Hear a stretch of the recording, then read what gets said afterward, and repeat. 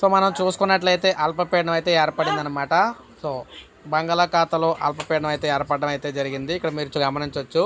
ఇది మనకి ఇక్కడ మీరు చూసుకోవచ్చు, ఇక్కడైతే ఏర్పడడం అయితే జరిగిందనమాట. ఇది ఏపీ తెలంగాణకు దీనివల్లే ప్రభావం అయితే ఉండబోతుంది. సో ఆదివారం ఇది అల్పపీడనం అయితే ఏర్పడిపోతుంది అనమాట, ఆదివారం నాడు. సో దీని ప్రభావంతో రాగల 24 గంటల్లో ఏపీ తెలంగాణకు అయితే వర్షాలు అయితే రాబోతూ ఉన్నాయన్నమాట. మీరు ఇక్కడ చూసుకుంటే ఈ ఏరియాలోని, అంటే ఈ ఏరియాలో మనకి ఏదైతే ఇక్కడ మీకు కనిపిస్తుంది కదా, బంగాళాఖాతంలోని ఆంధ్రప్రదేశ్ బార్డర్లో ఈ అల్పపీడనం అయితే ఏర్పడబోతుంది. దీని ప్రభావంతో ఆంధ్రప్రదేశ్ తెలంగాణలో విస్తారంగా వర్షాలు అయితే రాబోతూ ఉన్నాయన్నమాట. ఇది ఆదివారం నాడు అయితే ఏర్పడబోతుంది మనకి.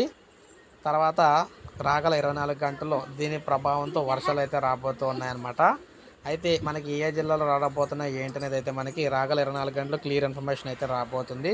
ప్రజెంట్ అయితే మరొక అల్పపీడనం అయితే ఏర్పడింది అనమాట 2 తెలుగు రాష్ట్రాలకును. సో ఇది మనకు అప్డేటు. ఒక లైక్ చేయండి. ముఖ్యంగా మనం చూసుకున్నట్లయితే ఏ జిల్లాలో ఎఫెక్ట్ ఉండబోతుంది ఏంటైతే రాగల 24 గంటలు మళ్ళీ మీకు వీడియో రూపంలో నేను అందిస్తానమాట.